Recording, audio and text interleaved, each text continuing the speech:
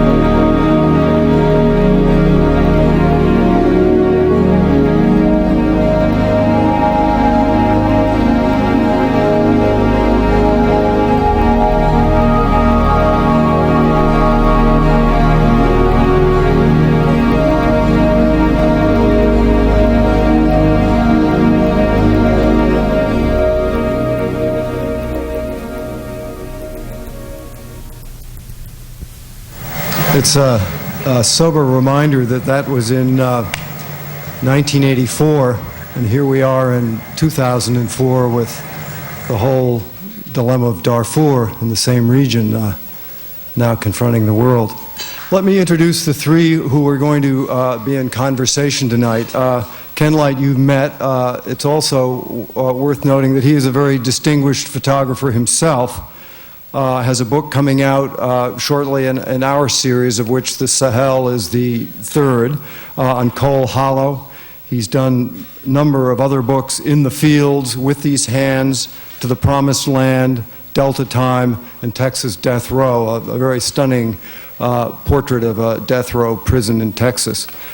We're also joined tonight, as Ken has already told you, by Fred Ritchin, who is picture editor at the New York Times, executive editor at Camera Arts magazine. He currently teaches at the Tisch School of Arts at NYU, photography and communications, and is something of a new media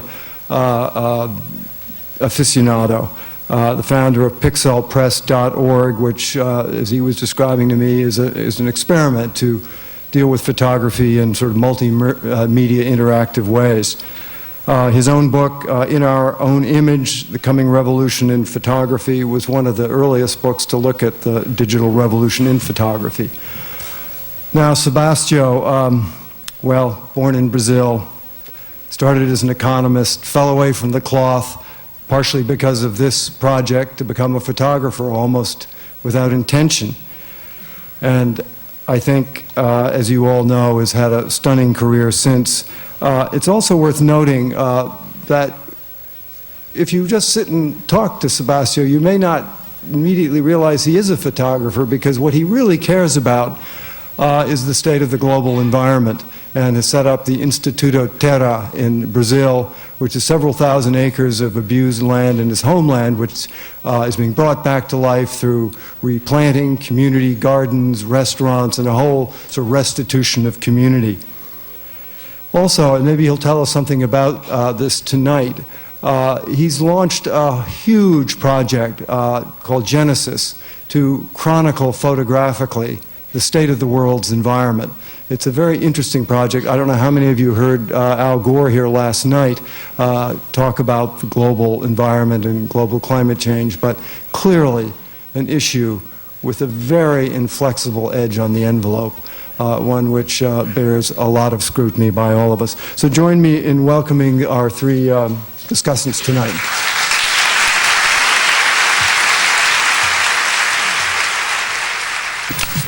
Good evening.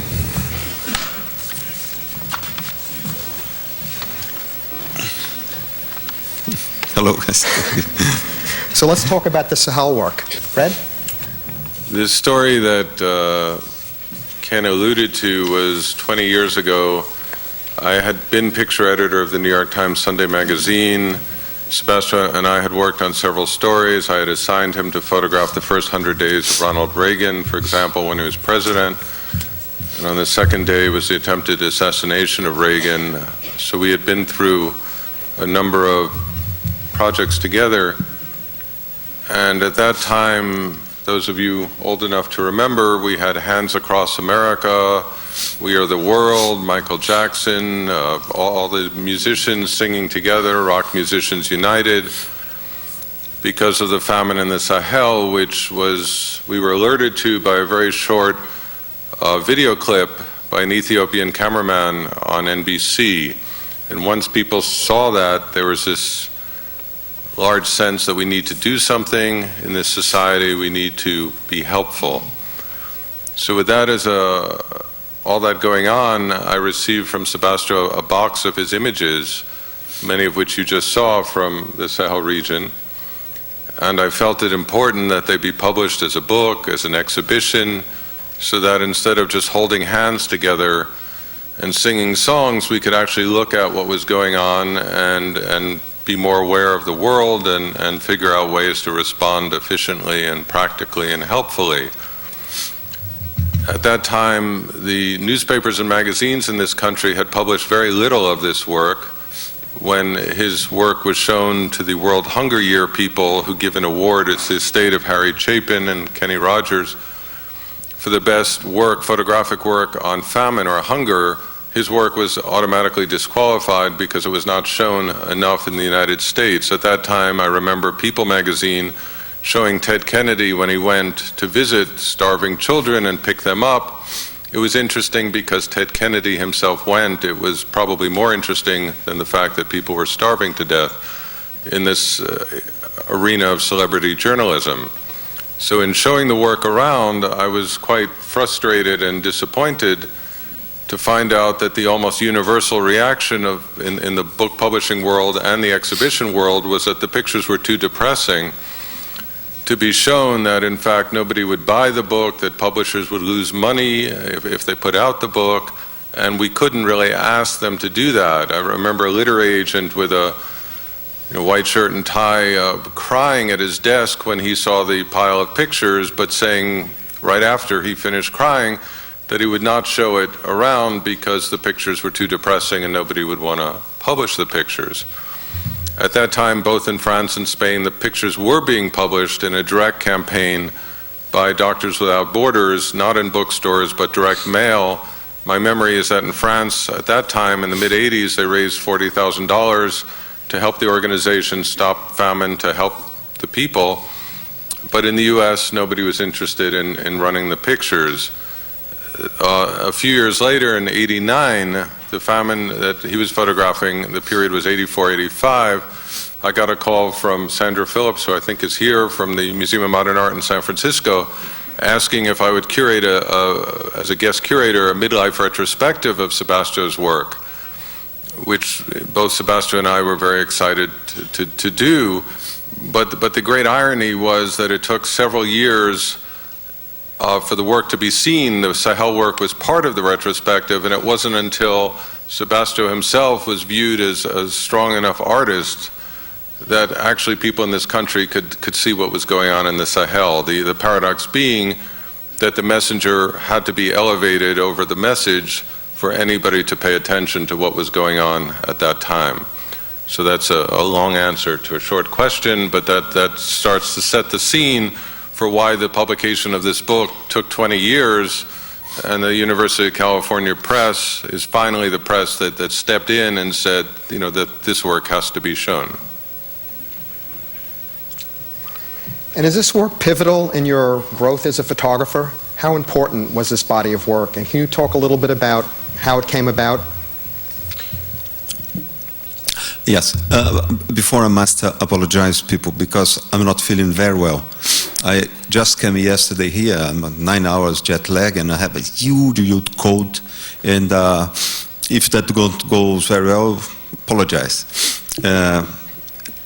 This work for me was very important.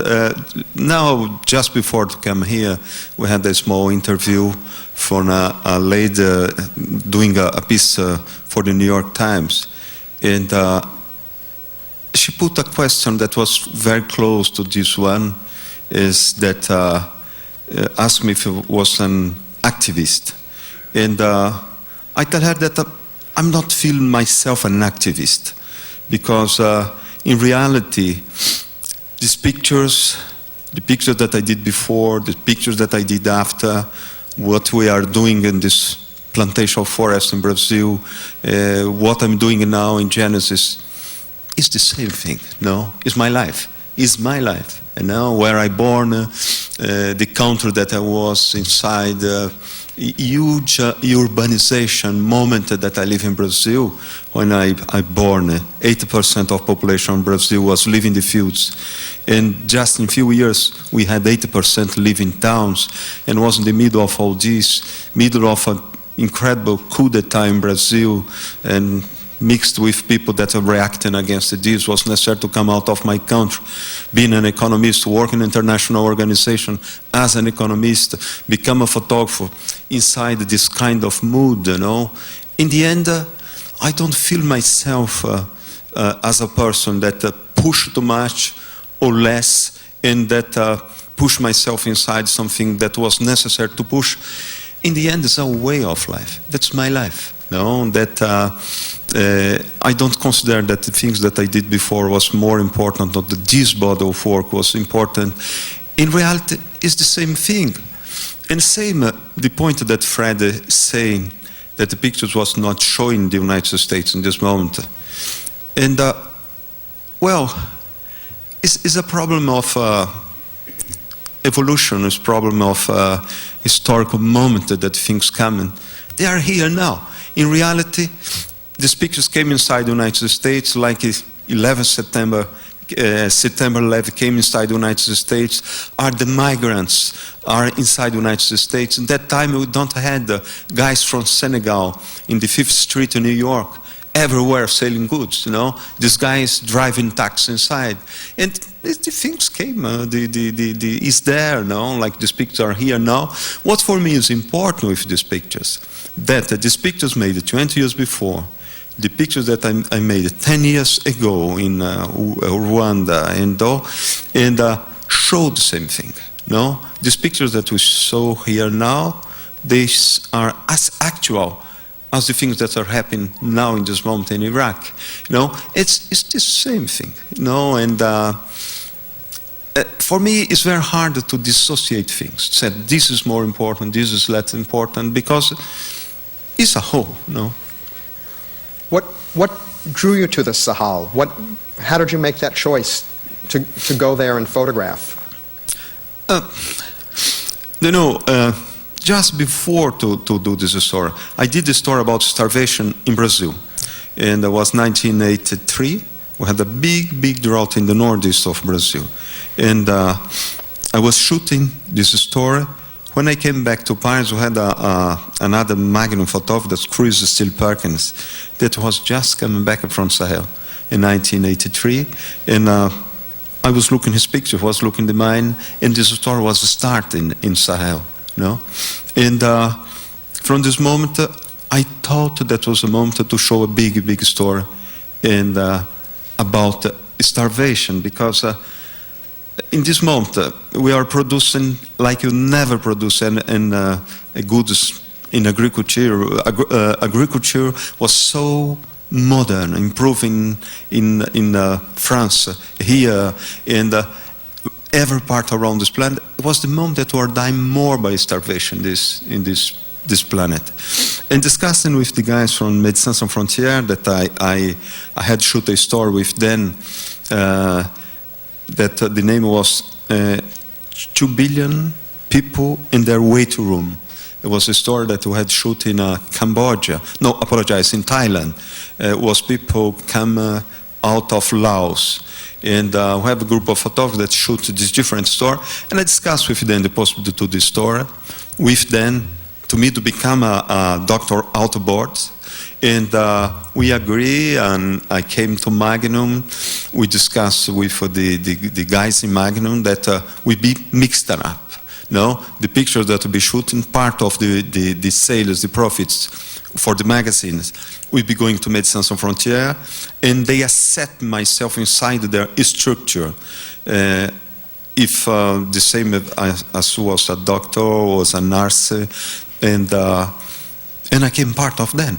And I started to travel, to live in the house, to be inside the different places that the story was happening. And we went this for about, I was there for about 15 months, 18 months to do this story. That's a long time to be on the road photographing. No, it is not. It is not. It's not because... For me it is. No, yes. But we need time to do these stories, no? And I'm starting now a project that will take me 8 years, and it is not enough, no? And things happen slow, and you must pay attention to them, and we must be accepted. We must understand what's going on, no? We need time. We need time. How do you get accepted? I mean, I look at these pictures, I feel like I'm there, I'm inside the story, inside their lives. How are you able to do that? Well, you must live there. No, you must know the people. You must have a reason to be there also. You must be convinced first to yourself that you must do is the story that must be shown and must become your place, your way of life.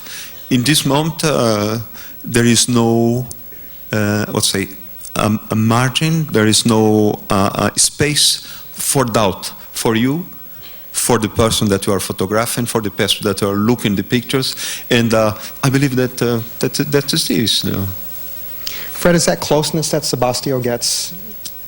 Can you talk a little bit about it? You've talked a lot about his work in writing and lectures and in editing. What is it? Let me just turn it a bit. One of the issues in the mid-'80s in photographing what was going on in Africa, like what I talked about earlier with Hands Across America and so on, was we had this image of a very powerful country, this country, which saw in itself the possibility of being generous to these other people in Africa, which seemed particularly at that time quite far away. And that if we could bring food or any kind of help or aid, it was a kind of a proof of the generous spirit of this country and the people in the country. And when I was writing the introduction for this book that just on the Sahel that just came out, one of the things I found that really interested me tremendously was that environmental scientists found that one of the causes for the famine in the mid-'80s that Sebastiao photographed is now viewed to be pollutants in the air that come from factories in Asia, Europe, from the developed countries. So in a sense, while we saw ourselves as very generous and helpful to these people, selfless kind of a help, it turns out 20 years later that in a sense we were implicated in the apocalypse and in the disasters that befell them. So it wasn't simply a kind of, gee, we were the nice guys, but it was in a fact that we were implicated in the entire process of their lives as well as our lives. And I think Sebastiao before, when he was talking about September 11th, his feeling is that since September 11th in this country, we've begun to absorb the rest of the world. We've begun to feel like the rest of the world. We have problems and conflicts and fears and anxieties like people in Africa, people in Brazil, people in many places have lived with for a very, very long period of time. So there really is no other. It's us. We're all part of that same kind of integrated sense of being alive. And I think it's a long way of answering Ken's question of how does Sebastiao become close to people. I think the feeling I have from his work is that he never feels distant, because he feels that we're sharing the same destiny somehow, we're sharing the planet together, and that all decisions from the election next Tuesday to whatever it would be has a global impact. That we cannot anymore run the illusion or pretend to the illusion that we're different, that we're separate, that we're isolated, that we're insulated. In fact, the world has found us. And I think the world found Sebastiao much earlier, and I think that's something we see in the pictures. And the fact that 20 years later we can come around to publishing the pictures is a sign, I think, of our own maturity, that we've begun to understand that the world has found us, that we're part of the same world, and that there really is much less separation than we once thought. But what about technically? I mean, you've been a picture editor. You look at a lot of photographs. I'm going to pin you down. I'm sorry, Fred. I come to Berkeley to be a little bit lyrical. I know that. We let you do it once, and then, you know. Sebastiao had a theory which I wrote about in the Uncertain Grace book, which is that there's a circle, and there are some photographers who photograph the tangent of the circle when they photograph other people. It's like a Cartier-Bresson who is brilliant at that kind of choreographed, decisive moment, rhythm of life. And there's a circle, and he takes the tangent, that 125th of a second. And Sebastiao's point It's always interesting to quote somebody who's sitting next to you. And he wants to learn from this, so... And Sebastiao's point was that you have to enter that circle. If each person, if each group of people, if each culture, each society has a kind of circle around it, and you have to enter it. You have to photograph from within that circle, not from without. You can't look at the person as the other, but you have to share the same psychological, cultural, emotional, philosophical, spiritual space as much as you can. And I remember once we were at Coney Island together, of all the more banal places to tell stories about, and his ability to photograph on the beach. You know, many people would say, "Oh, I'm afraid. I have to stand, several meters away. I can't, occupy their space." And he had no problem just walking in and going inside the places where the people were and photographing from within it. It was just natural. I find the photographers who are nervous make the people they're photographing feel nervous. What's being taken from me? What are you doing to me? And with Sebastiao, it's quite natural. He just walks into the space like that's what you're supposed to do, and people respond like they're happy that he's there for the most part, as I've noticed it. It's not a kind of a confrontation. There's not a bitterness. There's not a strain. But it's kind of an ability to become an amalgam with other people. And, I find that's, it was like when I assigned him to photograph Ronald Reagan. Why assign somebody who at that point didn't speak English? Not yet. He had come from the story on the killing of kangaroos in Australia. He was wearing work boots and safari jacket, and he wasn't sort of the kind of guy you sent to the White House. And what interested me very much was just his ability to feel the person, to sense the person. He's somebody who didn't know the entire campaign liturgy of the guy on the horseback with the flannel shirt and the cutting the wood, chopping the wood, and the cowboy hat. That wasn't his thing.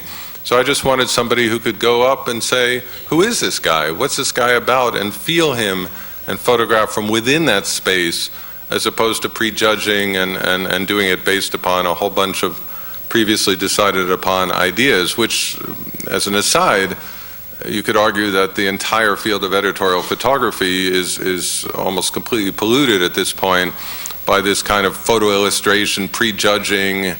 There's only one way to do the thing. You can't really feel it, you can't explore it, you can't decide for yourself, but there's only certain ways to look at it.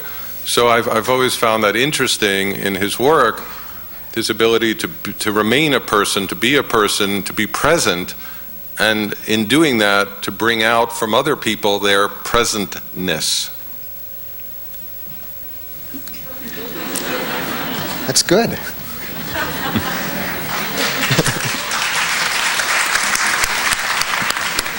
And how do you do that? How do you go into a place like the Sahel with what we've seen and keep that center and tell the story? It's tough, isn't it, to see those things? Ask Fred. Ask Fred.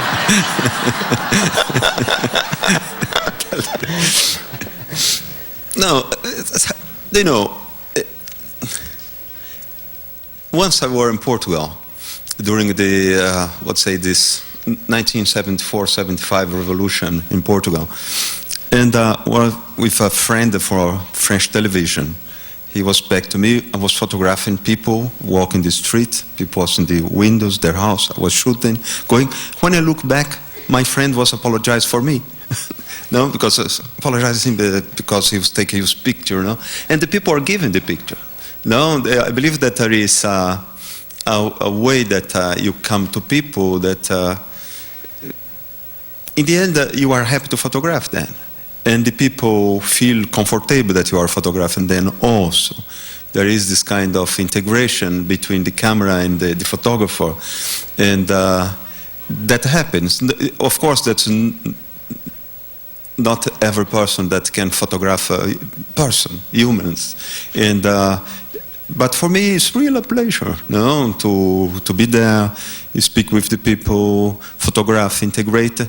And after a moment, you are really part of the group, you know, and it's something very easy to do and real not complicated at all, but you must be happy to be there, you know, must be your place, and you must be respecting the people, respect their dignity. For me, it was one thing very interesting with a camera that sometimes we said that a guy, Indian, inside Amazon forest is a primitive guy that never saw a camera, but he has one idea about his image. And he has exactly idea like you have. And he knows what kind of picture you are taking from him. You know, same if you had never had the opportunity to be in front of a camera. He knows your approach to him. And I believe that is this, no, is this way that you have to be there, no, and I never discuss many this photographic side, but I'm happy to be with a camera in the hand and to be photographing 12 hours a day, you know, and normal what I work. I work from the morning to the evening, and it's a pleasure to be there, you know, and I normally don't stop midday, same if I have food to eat, I don't stop that many to eat and to be around, and that become a life. That's the way of life, a real way of life, you know. But for this, you must choose well your stories in a total, let's say, compatibility, coherence with your behavior, with your way of think, you know, and that become you, the camera, the person that you photograph, and that is the same thing, you know. But you're thinking about it. In other words, a newspaper photographer might go out and make one photograph. You're there for a long period of time, and you're trying to tell a story. And so you're thinking, there's a script in your mind. How are you going to tell the story? Well, it's what Fred said, you know. For me, it's like you have a circle, a parabola, you know, that you come inside, you travel with, you know, and the way that you travel is with pictures. You keep photographing. A very few moments that is parabolas in the most high point that you touch then, and it's real that you have a tangent that is exact zero up there, and after we come down, but you are inside, no? You are not, I believe that's very difficult to consider a very smart photographer, that you are there, you look the picture, just take the one and goes. No, and that you must be inside, and you must be happy to be inside. No? And I believe that at this point that is you are a photographer or not for this kind of event. Fred? Sebastiao is now working on this project Genesis. He did Exodus, his previous project on the migrations, and now he's up to Genesis.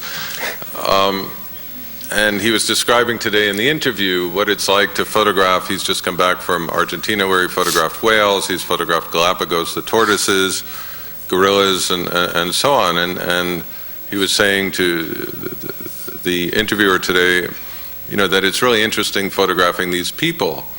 And she asked which people, because he was talking about animals. And in fact, I think it's somewhat in the translation, but I think the issue is that, you know, once you respect the animal, they become a being, they occupy your whole world, and you try to understand who they are, what makes them go, what's going on, and you give them that sort of an intention, which more commonly we're used to giving to people, not to animals, because he has this major exploration now of what the globe was like before it was spoiled by so much of what we call civilization. And what occurs to me in the philosophy side is Martin Buber's I and Thou, which I'm sure many of you know, but it's the sense that when the other becomes your entire universe, you respect the other, you feel the other, that's all that there is for you in the universe. It becomes an I-thou relationship, thou being the familiar form of you. And when it becomes instead a killer whale, you know, of 72 meters, it becomes an it. It's an I-it relationship. It's a category, it's a genre. You don't accord it the respect that you would to an actual being, the way you do when you fall in love or when you pray or whatever it is. And it's another way of answering the kind of circle parabola issue, is I think that a lot of the depth of the work comes out from the Sahel included. Because at the time, I remember the pictures of the big-bellied child starving, famine, with the fly on the cheek and the tear coming down. And those were kind of the generic images we were seeing over and over again. That was a shorthand for African famine. We knew it happened, it will come again, it'll come again, it'll come again. Those poor people, those it's a genre, it's the African famine genre. And in Sebastiao's pictures, he actually looked at the people and what was going on. There's a picture that that Ken showed of the man carrying the child, and he's wearing just a little bit of clothing, and the man looks very dignified and severe and stern. And what you don't know, because you didn't read the caption, is that the child in his arms had died a few days before. But the man had promised his child that he would bring him to the relief center, where he could get food and medical attention, and he carried out his promise. And Sebastiao took his promise at face value and accorded him the photograph that dignified the promise and the family relationship. And that's not something you see, with all due respect, in People magazine, in Time magazine, in these kinds of periodicals in which the famine of this week is replaced by the war of next week, and so on and so forth. And I think that's why the pictures have a staying power, and 20 years later they mean something. And the fact that the Red Cross said last week that the people in Darfur and Sudan, in the same places he photographed 20 years ago, are now facing a famine due to the genocide, which will dwarf the famine that we're looking at tonight, means that there's an unfortunate relevance to the pictures that he's showing as well, that they last, that they endure, and that they continue to remind us of the human condition. And there's also an activism in the work that's important.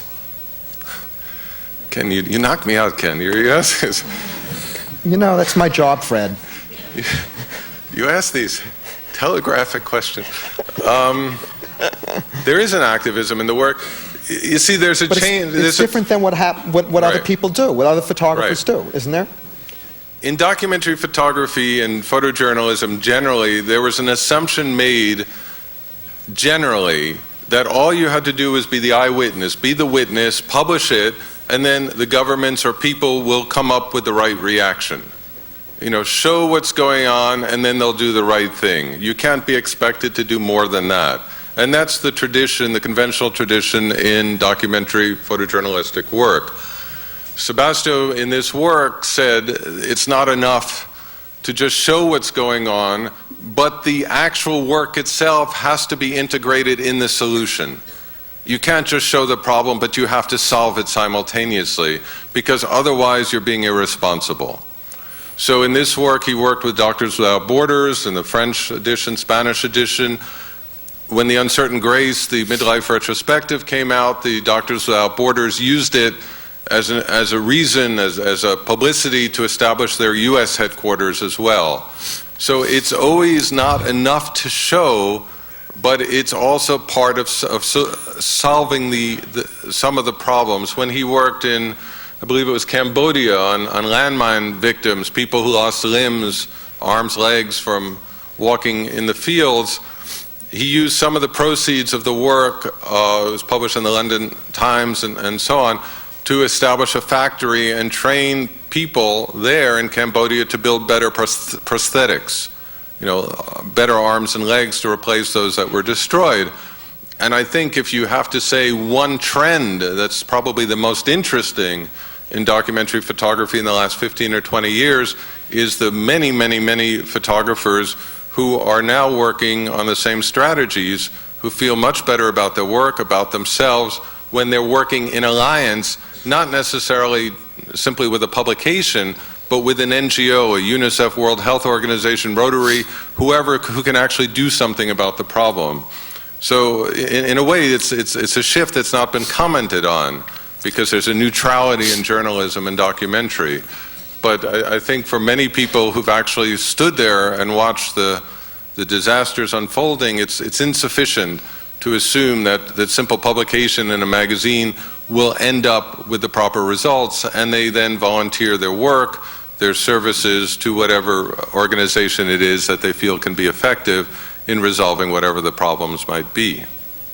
So I think in terms of activism, the telegraphic question, it's obvious that it's Sebastiao was saying before in the interview that I'm not an activist because when you're born in Brazil, your whole life is implicated in politics. You're aware of the inequalities of the social problems. And when then you become a photographer and you evolve into that kind of a life, all your photography is inevitably, it has to be, involved with the making things better as opposed to the more distant witnessing, which is the more traditional concept of documentary. For me, when I tell, when you put the question about activism, that is a full movement inside. And for me, I participate here in California now for 4 different big meetings discussing sustainable development. One was here in Oakland, 2 in University of Stanford, 1 another place named Pioneers. And I saw a lot of people speaking about sustainable development.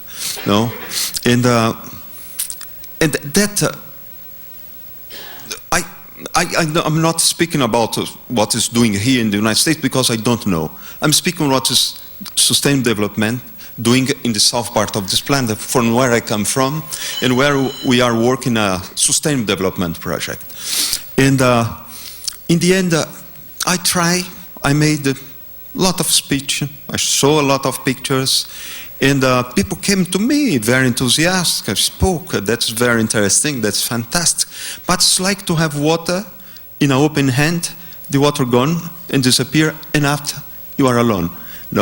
And from this moment I start to see that no more I will participate in this kind of speech, because there is no continuity. There is a speech, there is let's say a urban activism, there is something there, but don't go beyond.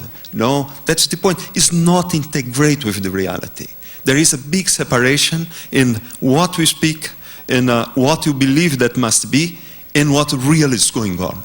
And in reality, this project that work in Brazil, we raise some funds here with few institutions, few people that are really correct people there, but all others, they think that's interesting, but they are not real there.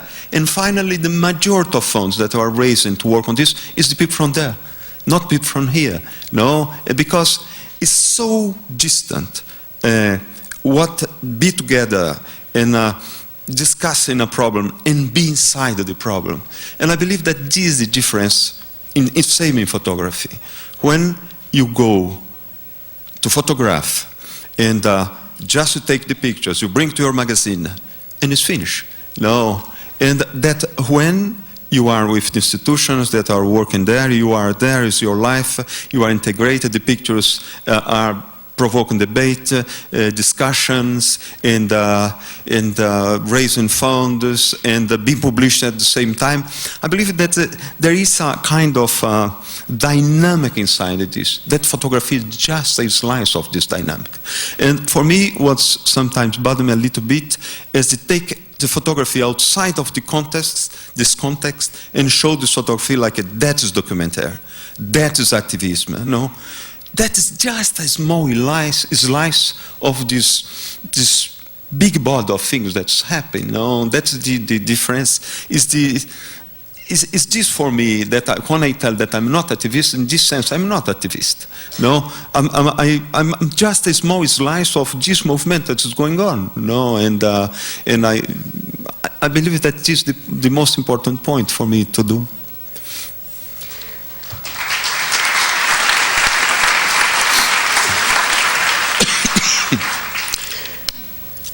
And we hear this story often in the past when we've gotten together, how you went away with Lelia. I'm sorry she didn't join us tonight. And she lent you her camera. And somehow there was this connection with this object that pushed you forward. What was that experience like? What happened that made you pick that tool up and move in a different direction at that point? I believe it's. I was discussing this morning. We went to one institution in Palo Alto that's admin this project, Genesis, and I was discussing if we arrived a little bit early in the meeting, and a guy came to discuss, to entertain us, waiting the other come, and one guy from India, and he put in the same question, how you arrived there and this thing, and I said that. I'm here, but it would be possible that I would be not a photographer, never in my life. Because if Leila had not get this camera in this moment, he was doing studies of architecture, and probably if she had to get this camera or 2 years before or 3 years later, I probably never be taking photography. I would be probably having 1, 2 children, would be necessary to work more, and I would be not in the point to do this. No, I had lose this opportunity. And I believe that in this case happens in the moment that was possible to me to look inside this camera, go ahead, take some pictures, love this, change my life and become a photographer.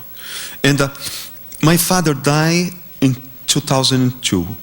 Just before his death, he told me, he said, Sebastian, if we had sold the farm that we had, this farm that he planted things now. It's a medium-sized farm for Brazil. It was what we said a familiar-sized family in Brazil. And it's about 2,000 acres, this farm. And a lot of farms sold the farm in a moment of the inflation in Brazil was very, very high. And my father said exactly this, if I had sold this farm, we believe in Islam in Brazil, or be employee of a big farm as a driver of tractor or things like this. You will be not a well-known photographer living in Paris, no? And that's the truth, because in this project that we are planting trees in Brazil, we have a man that works with us.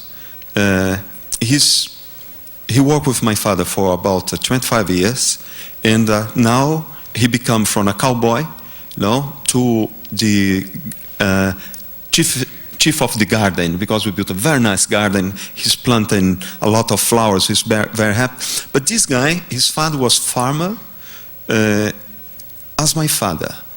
He had a little bit more money than my father, and that was necessary to my father to let money, borrow money from his father.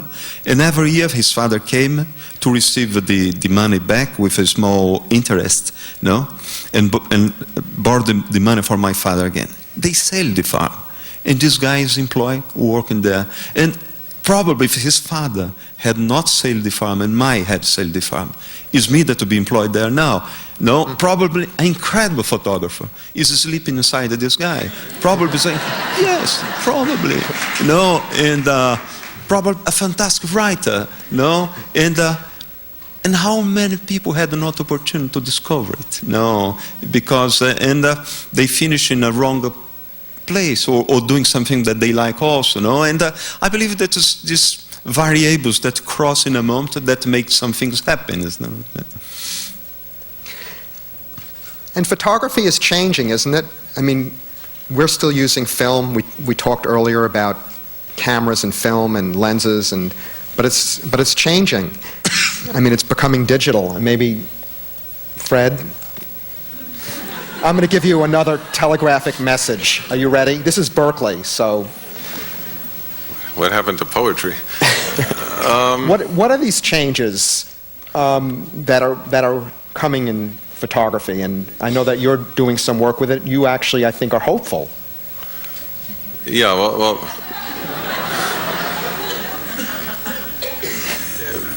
you can say that, this is the year that photography became digital, that the majority of cameras being sold are digital, that Kodak has stopped making slide projectors for those of us who still use slides, and so on and so forth. The war in Iraq has been the first all-digital war, whereas I just finished a book on the Vietnam War, the photography of the Vietnam War, and there a photographer might photograph and send back the film to New York or Paris, and then months and months later find out what they actually was on the film.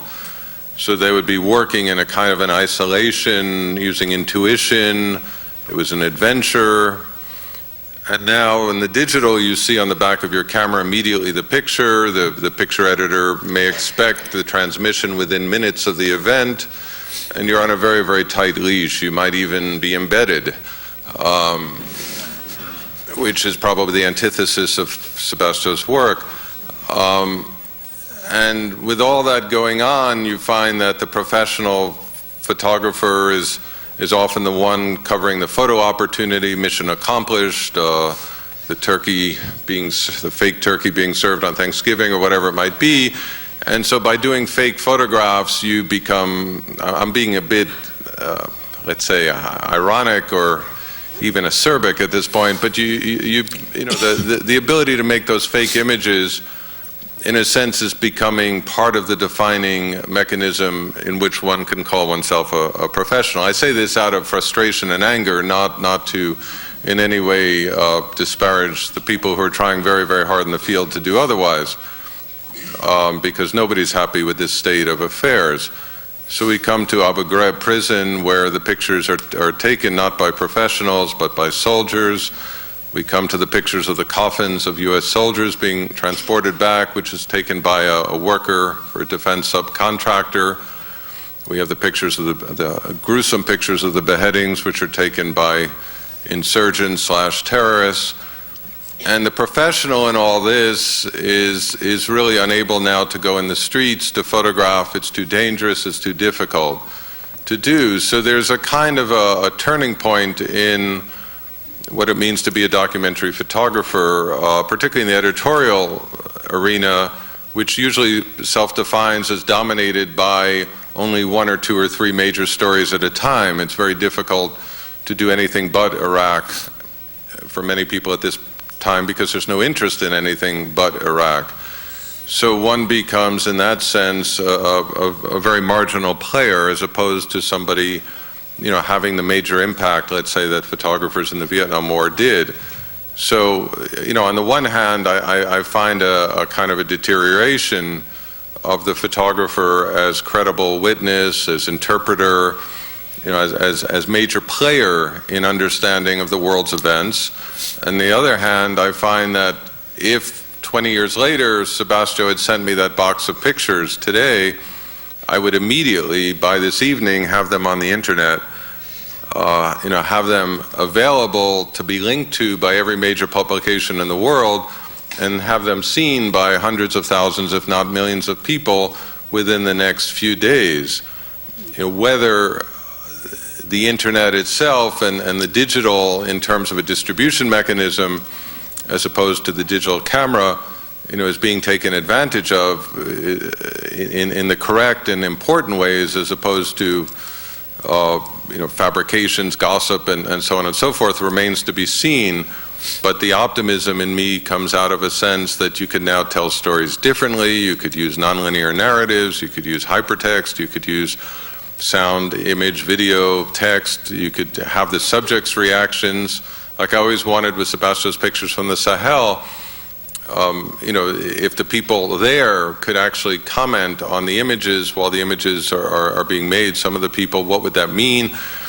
So journalism becomes much more a two-way street. So in that sense, I'm quite optimistic and quite hopeful that we will take advantage of these new tools and these new possibilities. The failure, I think, is in conventional journalism and documentary work, because the initiative, the desire to compete with television, to be real time, to be always there, really means that for the photographer, it's very, very hard to be in depth, to explore, to think, and to do work that in any way is comparable to the work that Sebastiao is showing this evening.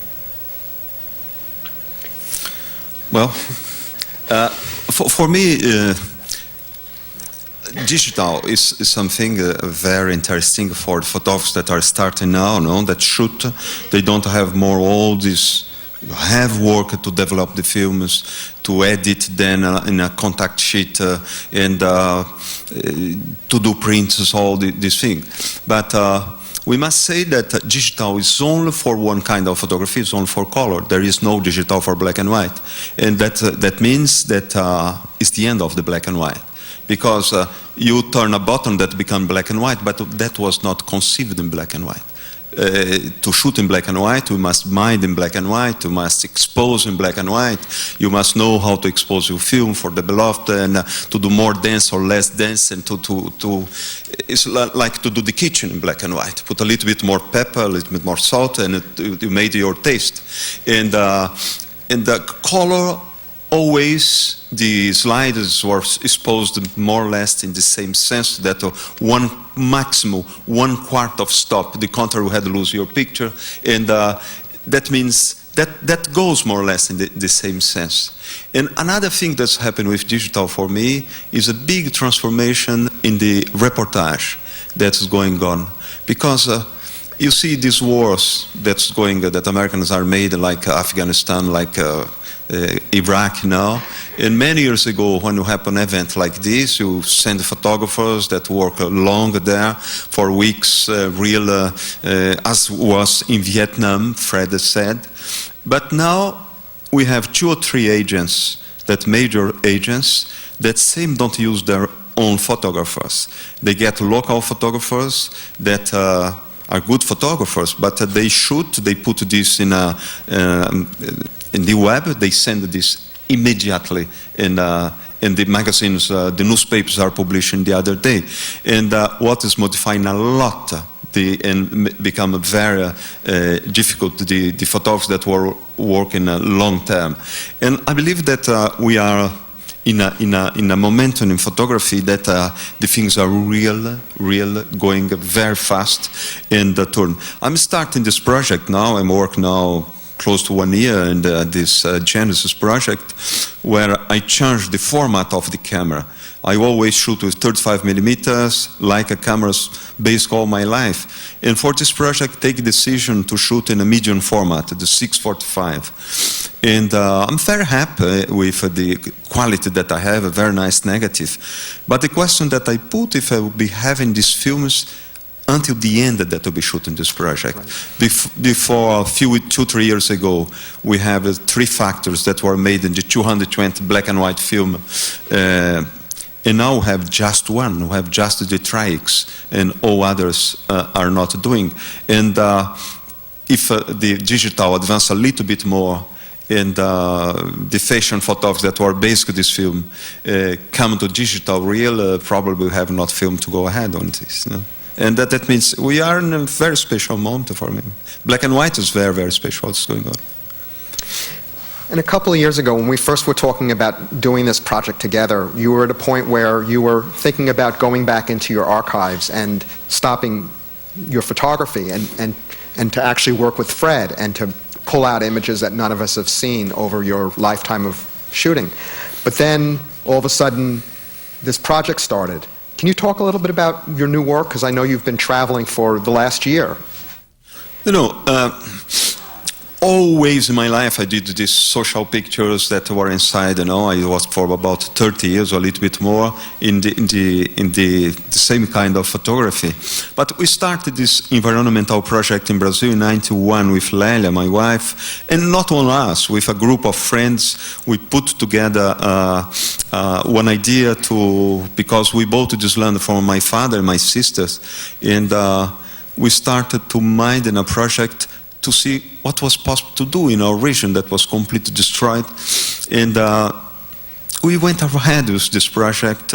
We transformed this land in a national park, and we create a project to rebuild this in forest, create an ecosystem looking much more like the ecosystem that we had destroyed.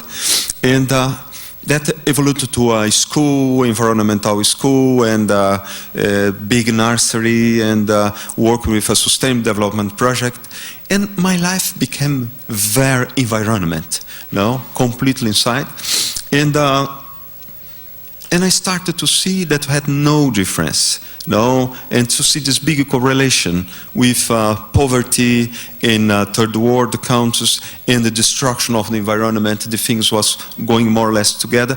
And slowly by slowly, I arrived at an idea to create a project and to do a kind of last project, because I'm 60 years old, and this project will be taking about 10 years in my life. When I'll be finished the shoot, it'll be about 70 years. Of course, that will not stop photography, but to do long-term projects will be difficult. And I take a decision to do one story, and we kind of story that will link all the stories that I did until now. I was photographing just one animal all my life. That was the human animal. No? And I take a decision to photograph the others, to bring the others inside. No? And because I learned that the behavior of one bobby bird is not different from ours. No, the behavior of one crocodile is not many different from ours. And same the parts of the body is very much like the ours. No, we depend a lot of a tree to live, and it's the minimum gesture that we do is to have the oxygen that we need a tree to produce it for us. The contrary, we don't have it. And I take a decision to write, to build a project, and to see if these pictures was possible to aid again, to provoke this discussion, to bring this discussion again. And because I believe that we are living a moment that we break an equilibrium with the planet that we are living. We discuss about destruction of forest, about AIDS, about health, about pollution, disease, all these things, and we don't arrive in any conclusion.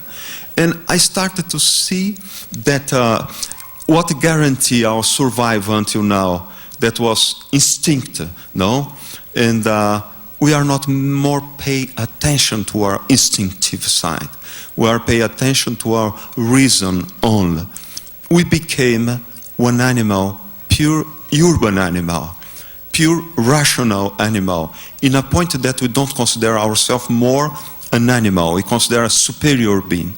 And I take the decision to go down to the other animals that we consider a little bit inferior and approach to them and try to see if I can get a few pictures from them that we see their dignity. We see this identification, us with them. No?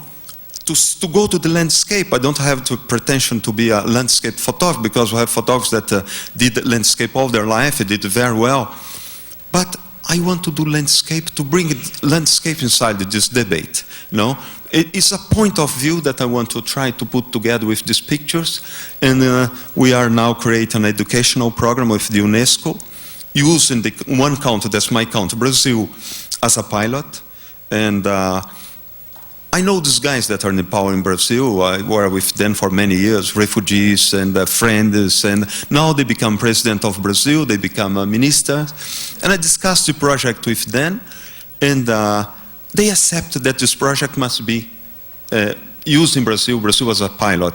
And UNESCO in Brazil, we are creating this project. We try to put these pictures inside every school. First, to show the kids that environment is a matter, is really a global matter, is a problem of everyone. And to show also that the problem happens here in the United States, affect Brazil, as affect India, as affect China, is really a global problem. No? And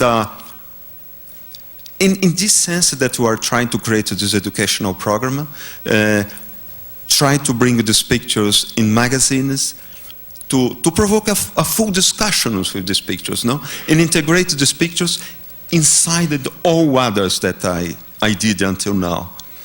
I'll be shooting landscape, as I said, other animals, but I'll be shooting us also, because we exist like we existed 10 years before, inside Amazonas forest, inside the few tropical parts in Africa with pygmies, and with Papua New Guinea Aboriginal people, in the Kalahari Desert. And we are destroying this. In destroying this, we are losing our reference as a species. No? And I want to show this and to provoke this debate in order to see if we can maintain this. We have yet 46% of the planet that is as the day that the planet was conceived. And we destroy 54%.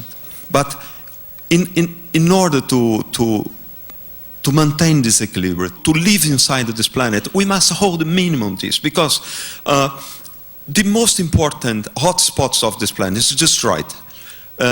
We destroyed basically all of them.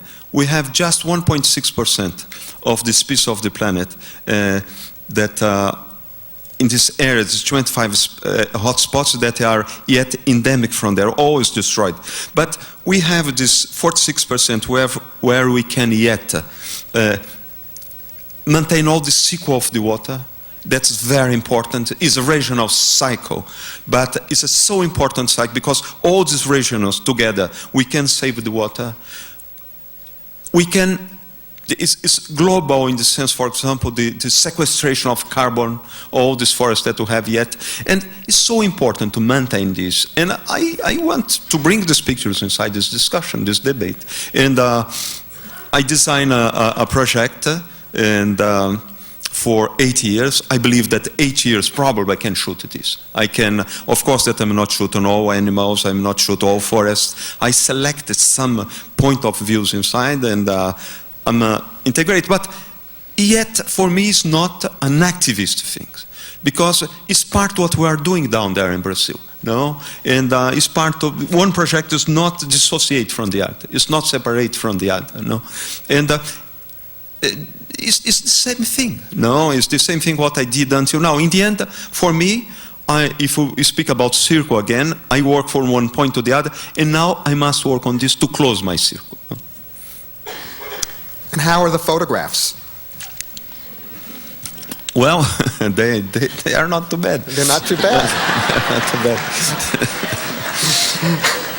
In the sense that they are very beautiful because I want these new negatives. That's very, very huge negatives, no? Nice. They are 3 times bigger than the other before. It's easier to look at contact sheets. Much easier, yeah. And I'm very happy to be integrated with the other that's other beings, you say, in the end, with the other humans, no? Because and I think that is as easy and as important that when I photograph only the humans, no? And I'm fair, quite happy with the result, and spend the time with these guys, and you can have pictures that us, this species, can understand the dignity of the other. I'm started to have this collection of pictures that it gives me a lot of pleasure to see them. That's great. Have you seen any of the pictures, Fred? Yes, I just saw the Galapagos images of the tortoises. I haven't been to Paris recently, and it's, when Sebastiao works, he's done quite a number of projects now that are, he decides in the beginning it's a 6-year project, an 8-year project. The workers, the migrations, the Genesis, the other Americas. These are very, very long-term projects, and again, it's fairly unique in documentary work that one person can establish for themselves this long-term goal and find, by putting together enough magazines who are interested and so on, enough financial support to do it, and have the discipline to actually carry it out. Because it's like, to be the authority, you have to be the author of the work. To be the photographer, you can't simply hand over a stack of images to somebody else to select with their own biases, whatever they want, which is much of what happens in editorial work. And so his idea from the beginning is to make the work, to select it so it represents his vision as opposed to anybody else's, and simultaneously, as he expressed, to work with UNESCO or whatever group it would be to make sure that the work has outlets that are going to be useful and productive. We just finished working together on this project to try to end polio worldwide, which was UNICEF, World Health Organization, Rotary, and Centers for Disease Control supported. In 1988, 1,000 children a day were becoming very, very sick from polio. and becoming paralyzed, and this past year it was 650 children all year who became paralyzed from polio. And the idea was from the very beginning that he would make the pictures, which would become a website, multiple languages, and eventually then became a book, an exhibition that's all over the world, in India, Cairo, Kenya, and so on, that's being used very specifically by these various groups to eradicate the disease completely from the earth. And for me, it's always amazing. When I was working on the project, I'd wake up in the morning and say, what am I doing today? I'm going to eradicate a disease globally today. It's a rare privilege. You know, when I worked at the New York Times, I never had days like that. And so it's been fun, you know, to work on these, you know, long-term projects, because you have a sense that the work is being done in a very disciplined way, with a focus, with an attempt at the end of it to actually impact the world in very, very significant ways. So to go from, you know, trying to eradicate a disease to a place where one is, you know, trying to save, to a certain extent, the environment, it's actually an interesting way to combine, you know, the visual language, the photograph, and actually make it much more than the photograph, but make it implicated in the change itself. Now, Fred is speaking about one project, that's the polio project. I believe that's very important to speak about one detail inside this project. I work with one organization, main organization inside this project, and one of them was Rotary International.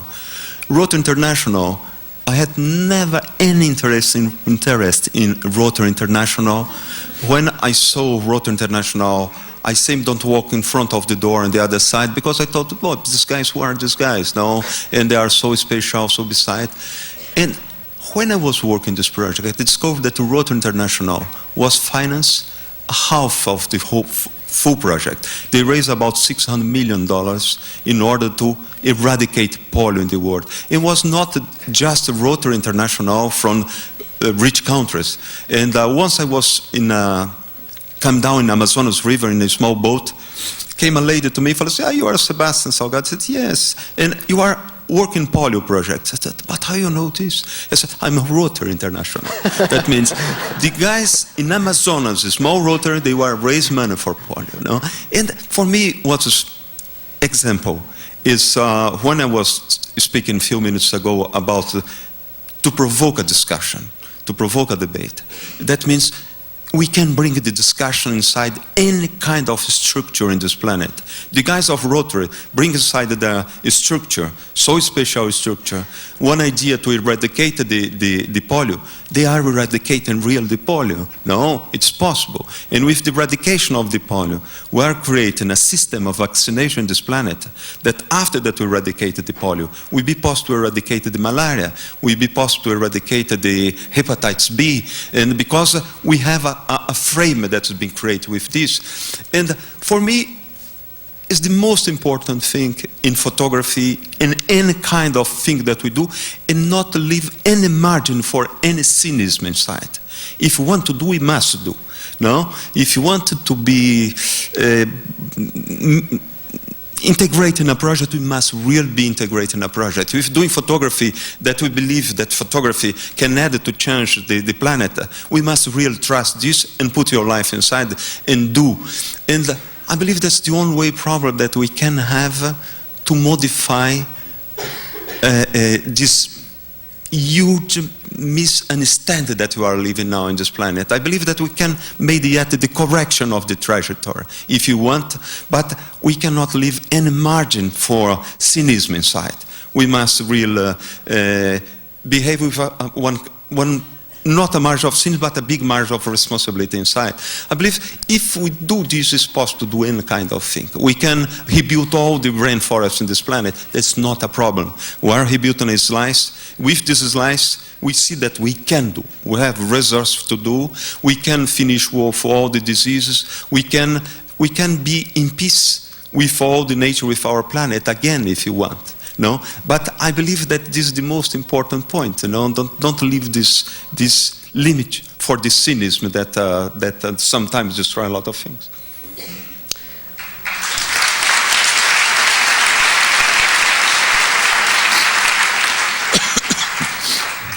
Well, I want to thank you again for coming back to Berkeley and joining us and being part of our community at the journalism school. Thank you very much.